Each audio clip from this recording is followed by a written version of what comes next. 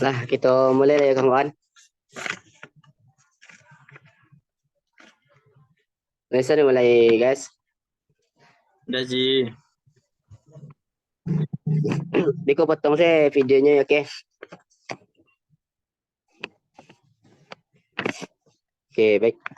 Assalamualaikum warahmatullahi wabarakatuh.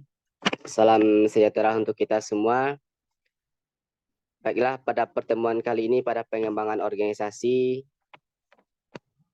kami akan mempresentasikan pemaparan materi tentang intervensi struktural dalam pengembangan organisasi.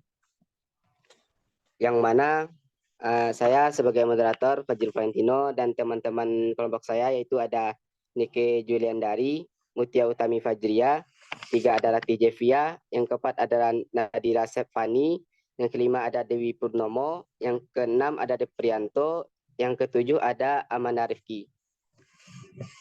Baiklah, pada pertemuan kali ini kami akan menjelaskan tentang intervensi struktural dalam pengembangan organisasi. Baik, pada pembicara pertama yaitu membahas tentang pendahuluan latar belakang terkait tentang intervensi struktural dalam pengembangan organisasi yang akan dibacakan oleh Deprianto.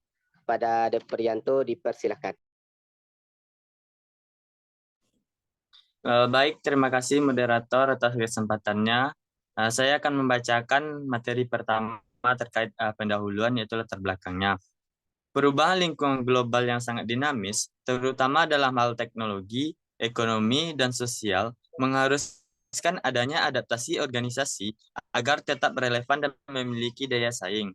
Dalam hal ini, intervensi struktural hadir sebagai strategi utama dalam pengembangan organisasi yang menawarkan solusi untuk mengatasi ketidakselarasan struktural yang memungkinkan akan menghambat kemampuan organisasi dalam mencapai tujuan strategisnya.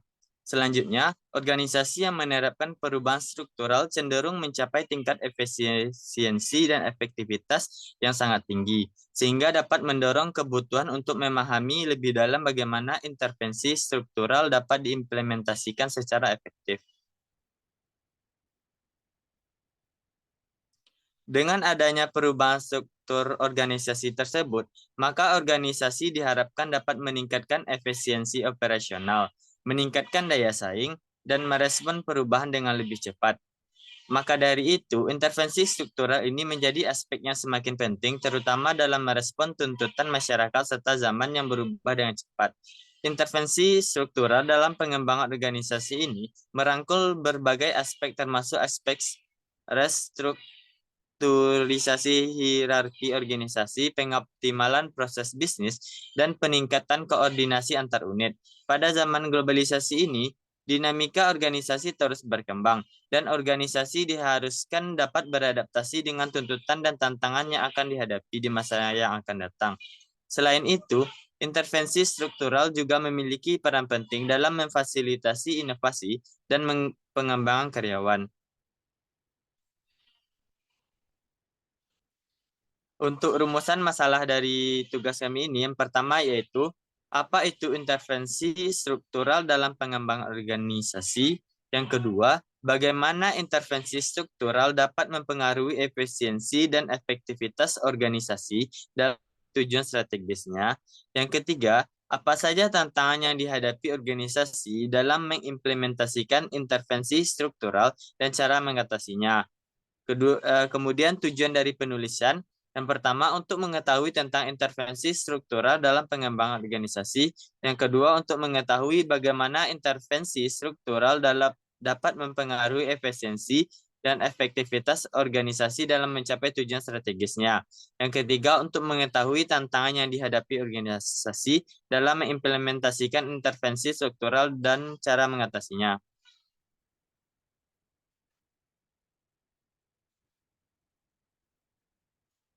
Berikutnya terkait dengan pembahasan. Yang pertama yaitu intervensi struktural dalam pengembangan organisasi. Intervensi struktural organisasi yang melakukan perubahan dengan menggunakan bentuk intervensi struktural bertujuan agar perubahan organisasi yang dilaksanakan dapat berjalan dengan baik dan berhasil sesuai dengan yang diharapkan. Perubahan dengan bentuk intervensi struktural tersebut mencakup yang pertama, restrukturasi restrukturisasi organisasi atau reorganisasi.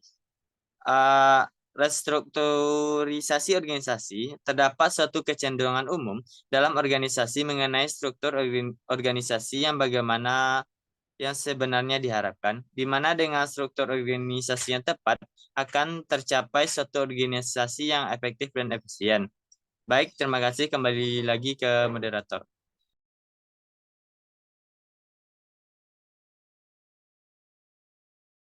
Oke, terima kasih kepada Deprianto terkait pemaparan materi tentang pendahuluan latar belakang. Oke, baik, untuk pemaparan selanjutnya yaitu akan dilanjutkan lanjutan pembahasan yang akan dibacakan oleh Amanda Rifki. Kepada Amanda Rifki dipersilahkan. Oke, baik, terima kasih moderator. Selanjutnya itu yang B, penerapan sistem imbalan yang baru. Sistem imbalan baru dalam satu organisasi terdapat suatu pandangan bahwa perilaku seseorang dalam organisasi merupakan fungsi dari konsekuensi perilaku tersebut. Dengan demikian perlu dibuat suatu program imbalan yang mengaitkan jumlah imbalan yang diterima seorang pegawai dengan kinerja kultur organisasi. Intervensi struktur organisasi yang menuntut pengujian dan evaluasi sebab-sebab struktural bagi ketidakefek besar-besaran dan berlangsung cepat mempunyai dampak kuat terhadap berbagai segi kehidupan. Oleh karena itu, tantangan yang akan dihadapi oleh bahan. Next.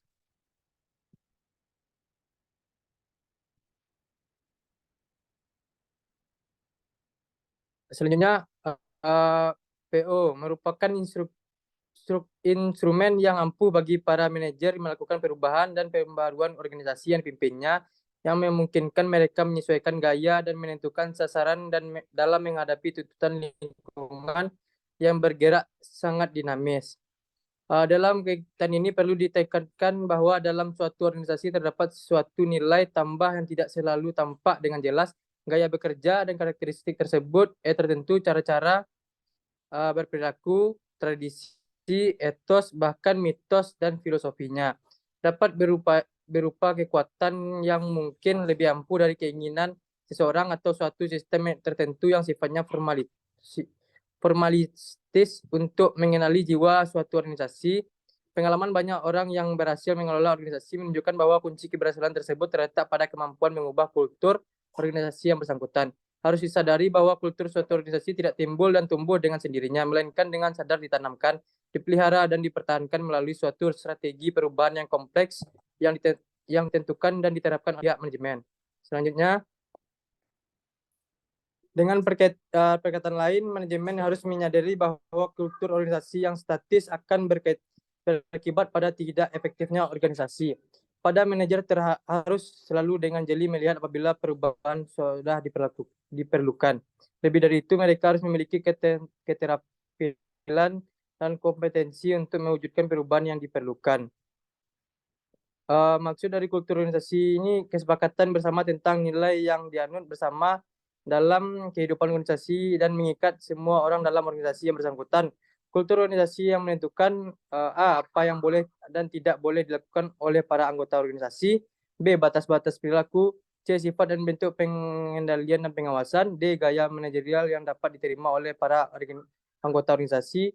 E. Cara formalisasi yang tepat. F. Teknik penyaluran emosi dalam interaksi antara seorang dengan orang lain dan antara satu kelompok dengan kelompok yang lain. D. Wahana memelihara stabilitas sosial dan organisasi.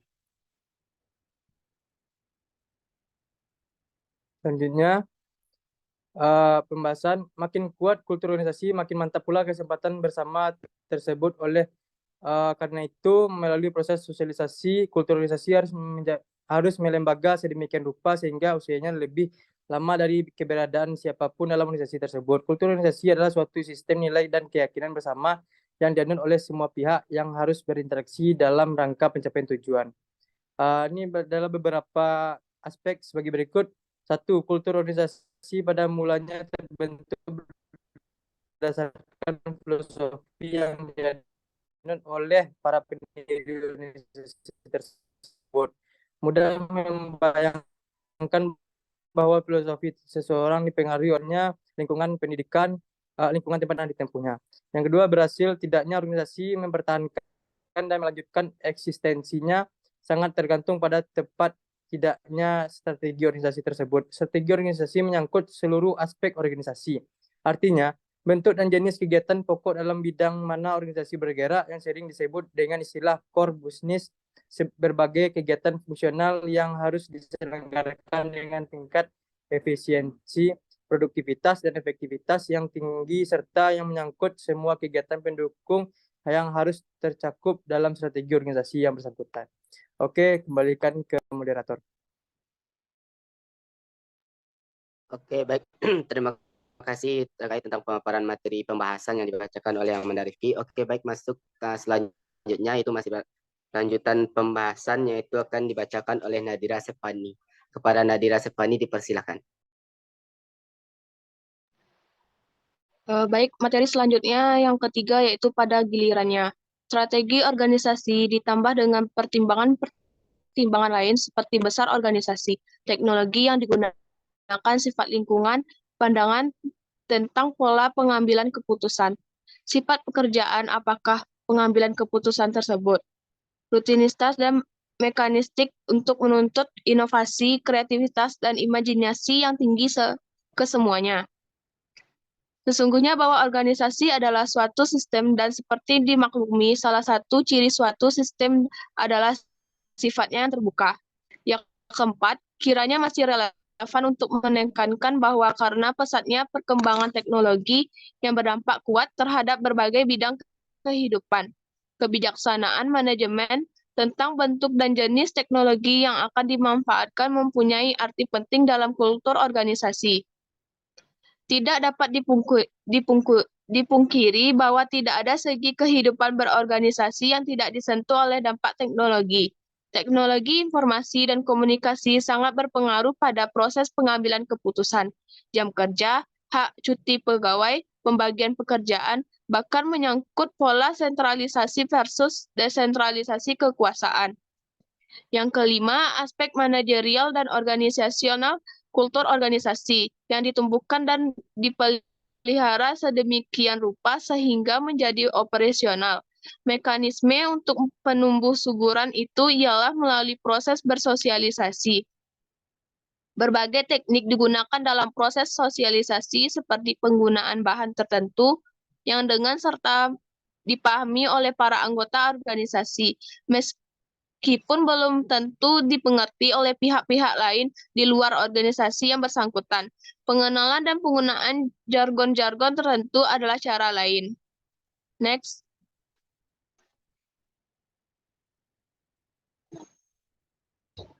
Dari pembahasan tersebut, terlihat dengan jelas bahwa kultur memainkan peran yang dominan dalam menciptakan organisasi yang efektif dan dalam arti bahwa mencapai tujuan dan berbagai sasarannya, serta ampuh dalam memuaskan berbagai kepentingan dan kebutuhan para anggotanya. Kultur organisasi berpengaruh pada cara yang digunakan dalam menyelesaikan berbagai permasalahan yang timbul, juga dalam menentukan cara yang dianggap paling tepat untuk melayani klien, dan mengidentifikasi reaksi yang mengenai menghadapi pesaing. Next.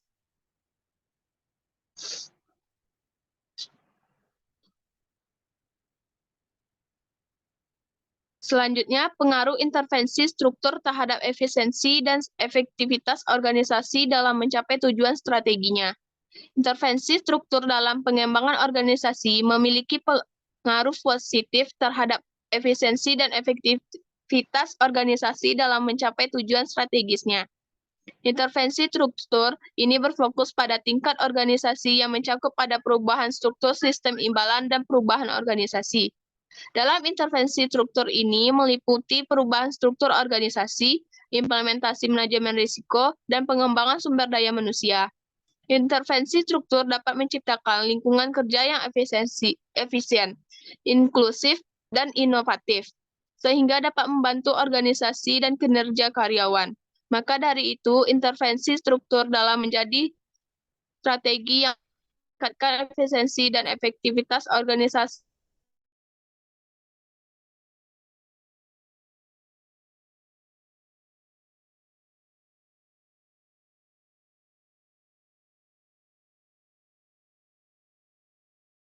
organisasi dalam mencapai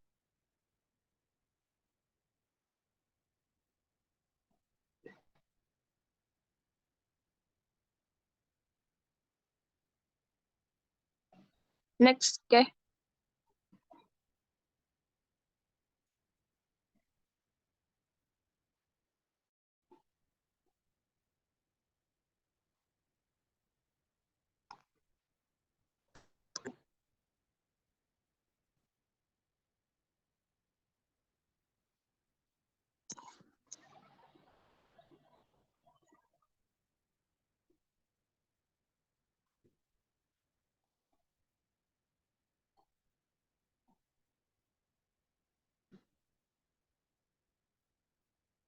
Selanjutnya, oke.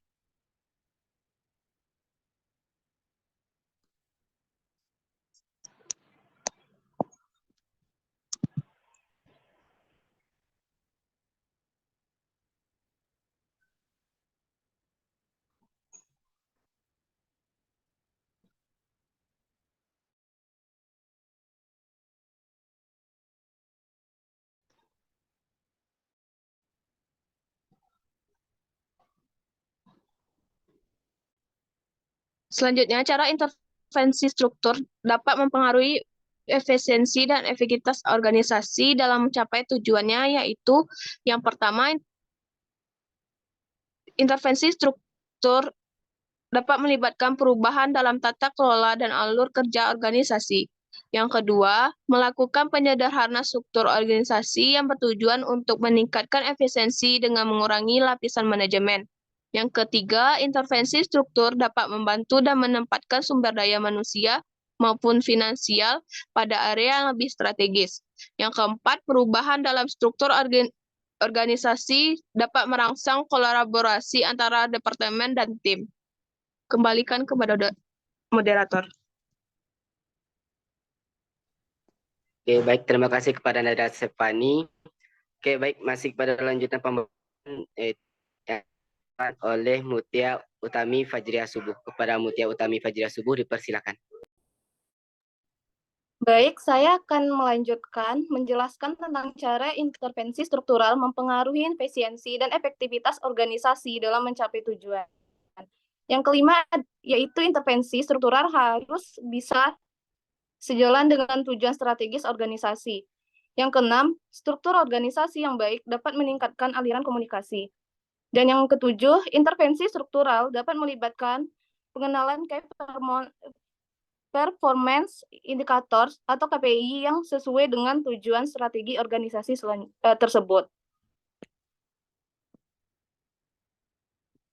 Selanjutnya yaitu pembahasan tentang tantangan yang dihadapi organisasi dalam mengimplementasikan intervensi struktural dan cara mengatasinya.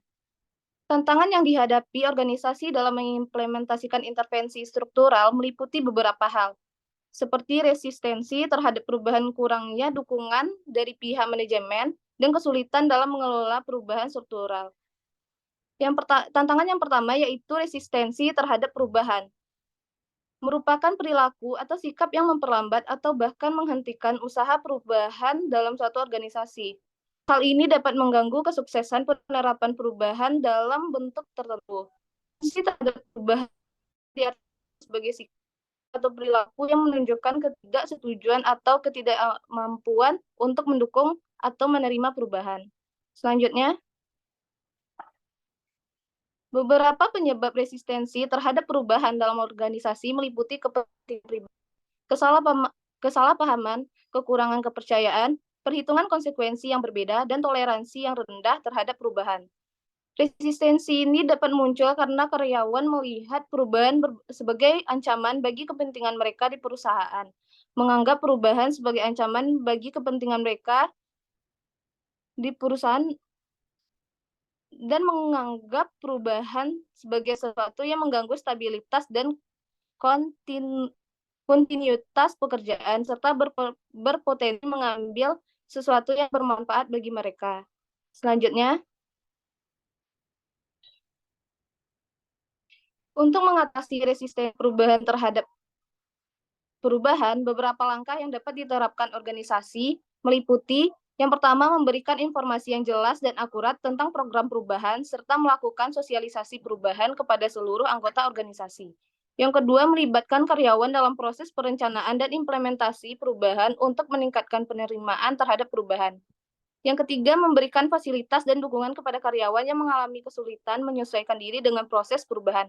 Dan yang terakhir, menggunakan kekuatan yang cukup untuk memaksa perubahan jika diperlukan, namun dengan risiko menyebabkan ketidaknyamanan di antara karyawan.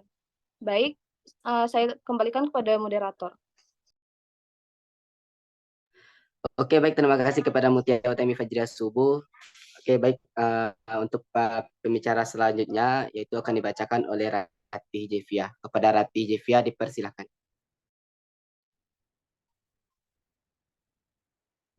Baiklah, pembahasan selanjutnya yaitu yang kedua, kurangnya dukungan dari pihak manajemen. Dukungan manajemen sangat penting dalam memastikan keberhasilan perubahan karena manajemen memiliki peran penting dalam mengambil keputusan dan memberikan arahan yang jelas kepada karyawan. Kurangnya dukungan manajemen dapat menyebabkan ketidakpastian dan kebingungan di antara karyawan, serta mengurangi motivasi mereka untuk menerima perubahan tersebut. Untuk mengatasi tantangan ini, organisasi dapat melakukan beberapa langkah, yaitu yang pertama, komunikasi efektif, yaitu penting untuk menjelaskan alasan di balik perubahan kepada seluruh anggota organisasi, termasuk kepada manajemen. Yang kedua, melibatkan karyawan dalam proses perencanaan dan implementasi perubahan dapat meningkatkan tingkat penerimaan terhadap perubahan. Dengan melibatkan karyawan tersebut, mereka akan merasa memiliki bagian dalam proses perubahan dan dapat membantu mempengaruhi manajemen untuk mendukung perubahan.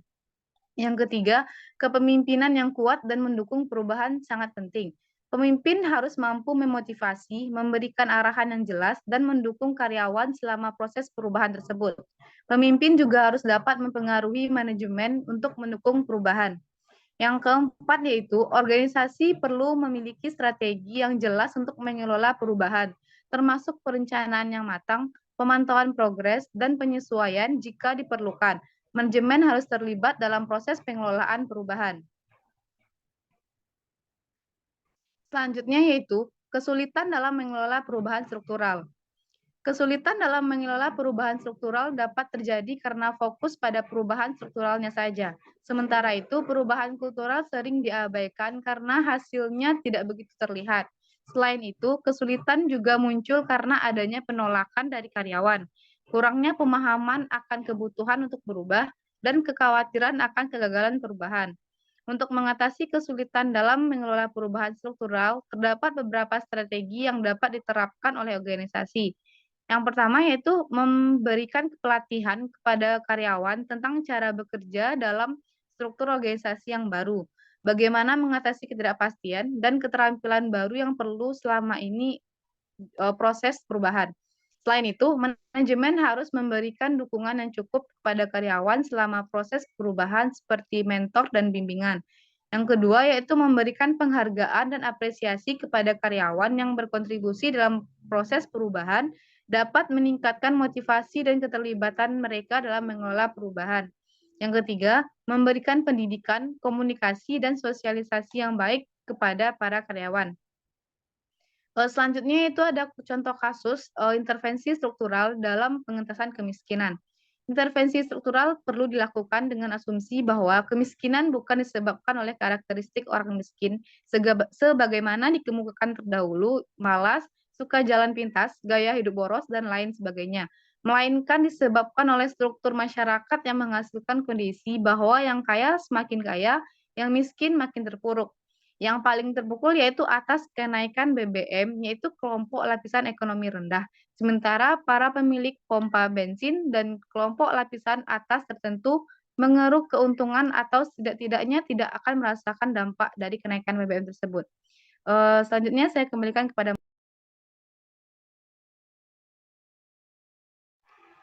Oke, baik. Terima kasih kepada Ratih Jevia terkait pemaparan materi.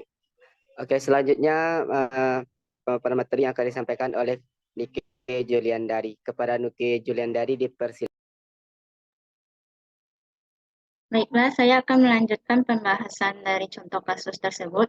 Jika dilihat dari segi sejarah, akan kemiskinan menurut Karl Marx disebabkan oleh penguasa alat produksi oleh pemilik modal atau kapitalis. Para kapitalis ini memaksimalkan keuntungan dengan mengeksploitasi buruh. Akibatnya para kapitalis secara ekonomis surplus besar, namun di lain pihak jurang ketidakadilan semakin lebar. Hal yang penting dalam kondisi ini yaitu mencari intervensi struktural yang dapat dilakukan. Jika dilihat saat sekarang ini, maka struktural ekonomi Indonesia memang semakin berorientasi kepada kapitalistik. Hal ini terlihat dari berdirinya berbagai supermarket yang mematikan pasar tradisional, perumahan, dan apartemen mewah, serta sarana hiburan dengan harga tiket yang sulit dijangkau dan lain sebagainya. Meskipun pemerintah telah membangun apartemen bersubsidi, namun biayanya tetap tidak terjangkau oleh kelompok sosial ekonomi menengah. Dengan demikian, intervensi pengentasan kemiskinan harus dilakukan secara struktural, yaitu dengan memprioritaskan dibukanya akses orang miskin terhadap pendidikan, kesehatan, listrik, perumahan, air bersih, dan program welfare lainnya. Selanjutnya penutup kesimpulan. Intervensi struktural hadir sebagai strategi utama dalam pengembangan organisasi yang menawarkan solusi untuk mengatasi ketidakselarasan struktural yang memungkinkan akan menghambat kemampuan organisasi dalam mencapai tujuan strategisnya. Intervensi struktural dalam pengembangan organisasi memiliki pengaruh positif terhadap efisiensi dan efektivitas organisasi dalam mencapai tujuan strategisnya.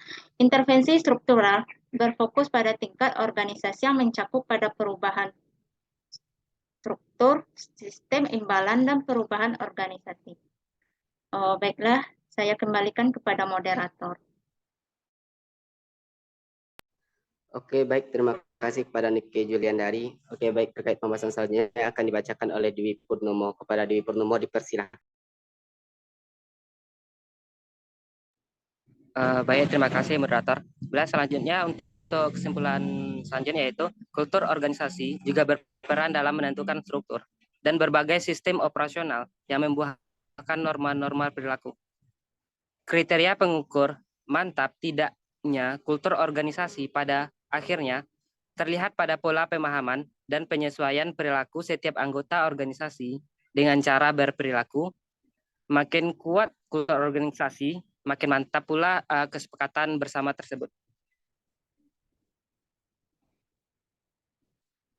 Oleh karena itu, melalui proses sosialisasi, kultur organisasi harus melembaga sedemikian rupa sehingga usianya lebih lama dari keberadaan siapapun dalam organisasi tersebut.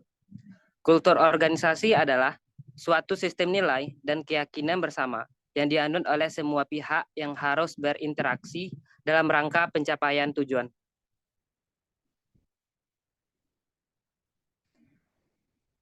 Hal ini sejalan dengan konsep pengembangan organisasi, di mana suatu proses yang tidak hanya mengoptimalkan kinerja pada saat ini, tetapi juga menyiapkan organisasi untuk masa yang akan datang. Berdasarkan uraian di atas, maka dalam makalah ini akan menjelaskan lebih dalam lagi terkait intervensi struktural dalam pengembangan organisasi.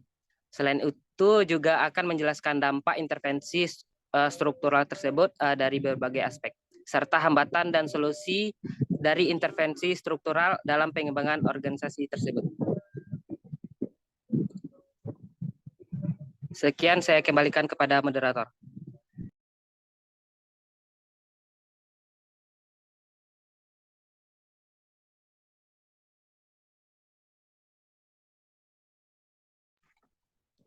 Oke, baik. Terima kasih kepada Dwi Purnomo dan sekaligus menutup presentasi dari kelompok 2 yaitu tentang intervensi struktural dalam pengembangan organisasi. Baik, saya Fajrul Feno sebagai moderator undur diri. Assalamualaikum warahmatullahi wabarakatuh.